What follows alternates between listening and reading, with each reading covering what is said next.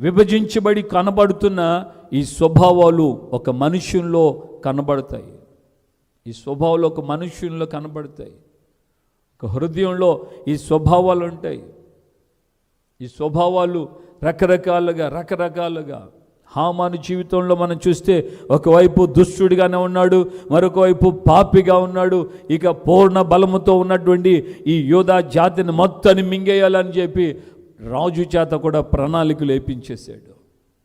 ఈయన ఇంటికి వెళ్ళి తన ఇంటి వారందరితో, తన స్నేహితులతో, తన కుమారులతో, తన భార్యతో కలిసి అపహసించుచున్నారు, పరిహసిస్తున్నారు.